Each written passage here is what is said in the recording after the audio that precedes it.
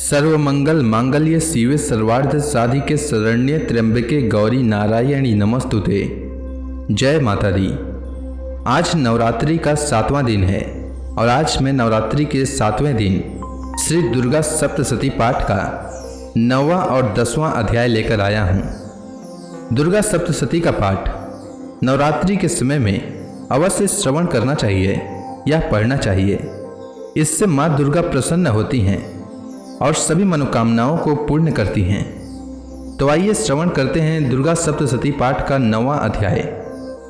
राजा ने मेधा ऋषि से कहा, भगवान, आपने रक्त बीज के वध से संबंध रखने वाले देवी चरित्र का यह अद्भुत महात्म्य मुझे बतलाया। अब रक्त बीज के मारे जाने पर अत्यंत क्रोध में भरे हुए शुंभ और निशुंभ ने जो कर्म किया उसे मैं सुनना चाहता हूँ। मेधा ऋषि कहते हैं, राजन, युद्ध में रक्त बीज तथा अन्य दैत्यों के मारे जाने पर शुंभ और निशुंभ के क्रोध की सीमा न रही। अपनी विशाल सेना इस प्रकार मारी जाती देख निशुंभ अमर्ष में भरकर देवी की ओर दौड़ा। उसके साथ असुरों की प्रधान सेना थी। उसके आगे पीछे तथा पार्श्व भाग में बड़े बड़े असुर थे जो क्रोध से ओठ चबाते हुए देवी को मार डालने के लिए आए। महापराक्रमी शुंभ भी अपनी सेना के साथ मातृगणों से युद्ध करके क्रोधवश चंडिका को मारने के लिए आ पहुंचा। तब देवी के साथ शुंभ और निशुंभ का घोर संग्राम छिड़ गया। वे दोनों दैत्य मेघों की भांति बाणों की भयंकर वृष्टि कर रहे थे।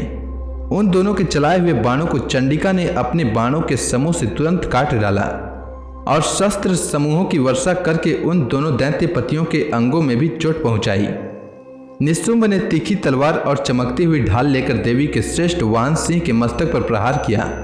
अपने वाहन को चोट पहुंचने पर देवी ने शूर्प नामक बाण से निशुंभ की श्रेष्ठ तलवार तुरंत ही काट डाली और उसकी ढाल को भी, जिसमें 8 चांद जड़े थे, उसे भी खंड खंड कर दिया। ढाल और तलवार के कट जाने पर उस असुर ने शक्ति चलाई, किंतु सामने आने पर देवी ने चक्र से उसके भी 2 टुकड़े कर दिए।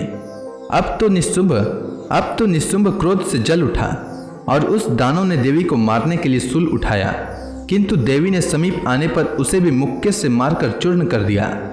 तब उसने गदा घुमाकर चंडी के ऊपर चलाई, परंतु वह भी देवी के त्रिशूल से कटकर भस्म हो गई।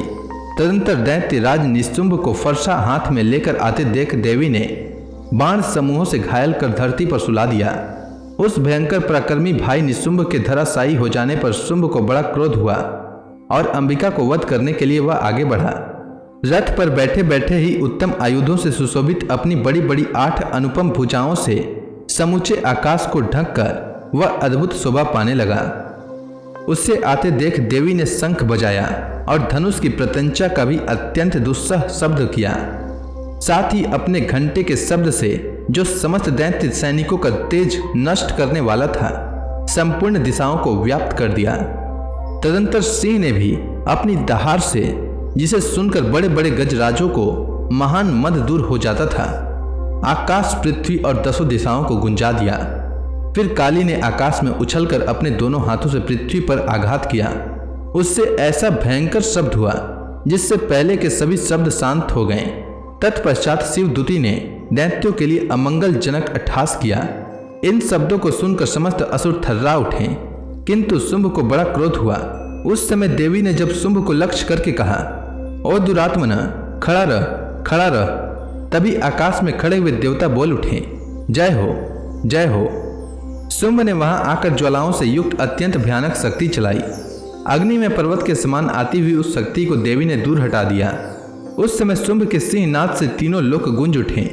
राजन, उसकी प्रतिध्वनि से वज्रपात के समान भयानक शब्द हुआ, जिसने अन्य सब शब्दों को जीत लिया। शुंभ के चलाए हुए बाणों को देवी ने और देवी के चलाए हुए बाणों को शुंभ ने अपने भयंकर बाणों द्वारा सैकड़ों और हजारों टुकड़े कर दिए। तब क्रोध में भरी हुई चंडिका ने शुंभ को शूल से मारा। उसके आघात से मूर्छित हुआ पृथ्वी पर गिर पड़ा। इतने में ही निशुंभ को चेतना हुई और उसने धनुष हाथ में लेकर बाणों द्वारा देवी काली तथा सिंह को घायल कर डाला।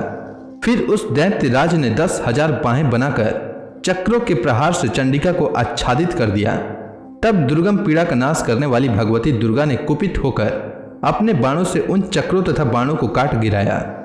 यह देख निशुंभ दैत्य सेना के साथ चंडिका का वध करने के लिए हाथ में गदा ले बड़े वेग से दौड़ा। उसके आते ही चंडी ने तीखी धार वाली तलवार से उसकी गदा को शीघ्र ही काट डाला। तब उसने शूल हाथ में ले लिया। देवताओं को पीड़ा देने वाला निशुंभ को शूल हाथ में लिए आते देख चंडिका ने वेग से चलाए हुए अपने शूल से उसकी छाती छेद डाली।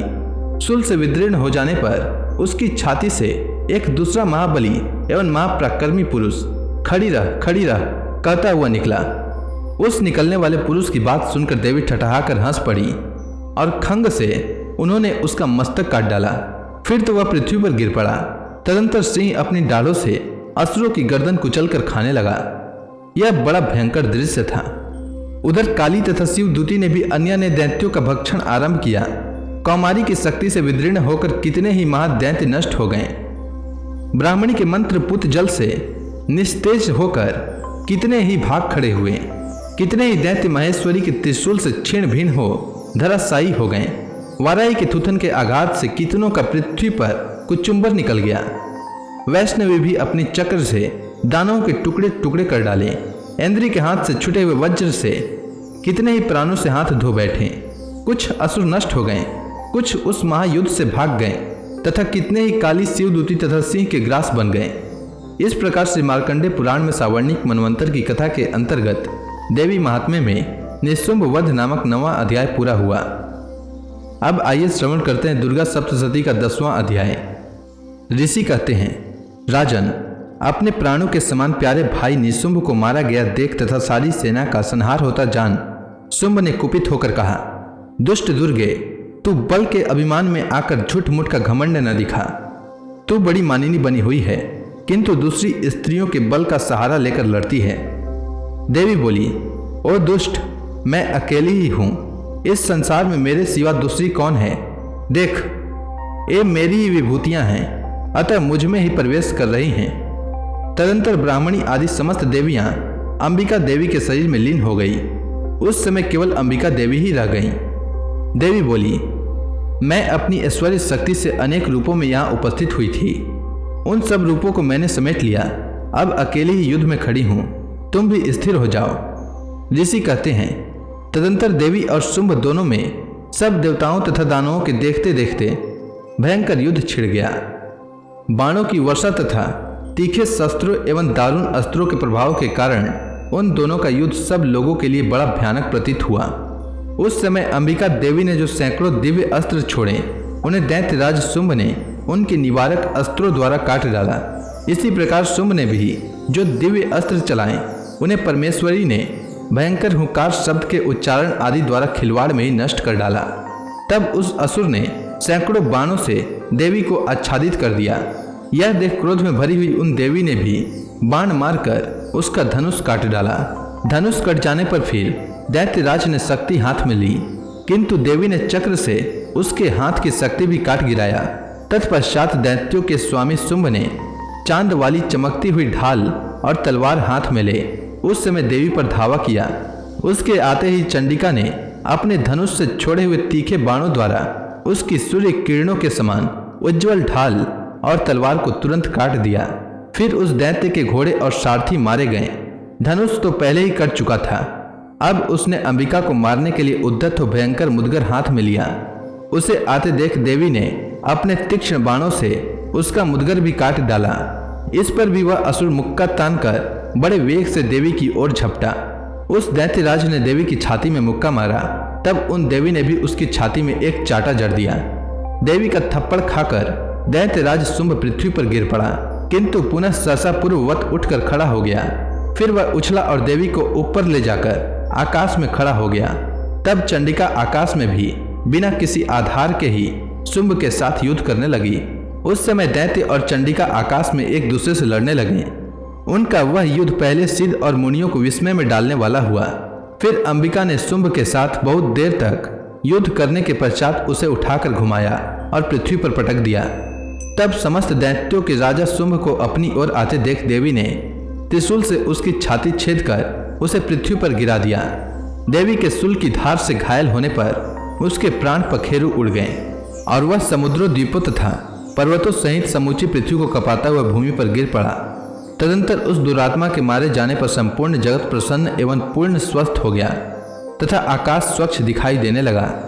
पहले जो उत्पात सूचक मेघ और उल्कापात होते थे वे सब शांत हो गए तथा उस दैत्य के मारे जाने पर नदियां भी ठीक मार्ग से बहने लगी। उस समय शुंभ की मृत्यु के बाद संपूर्ण देवताओं का हृदय हर्ष से भर गया और गंधर्व गण मधुर गीत गाने लगे। दूसरे गंधर्व बाजे बजाने लगे और अप्सराएं नाचने लगी। पवित्र वायु बहने लगी। सूर्य की प्रभा उत्तम हो गई। अग्निशाला की बुझी हुई आग अपने आप प्रज्वलित हो उठी तथा संपूर्ण दिशाओं के भयंकर शब्द शांत हो गए। इस प्रकार से मार्कंडेय पुराण में सावर्णिक मनवंतर की कथा के अंतर्गत देवी महात्म्य में शुंभ वध नामक 10वां अध्याय पूरा हुआ। अब आगे की कथा मैं कल लेकर आता हूँ। तब तक के लिए दुर्गा महारानी का नाम लेते रहें। तो प्रेम से बोलिए दुर्गा महारानी की जय।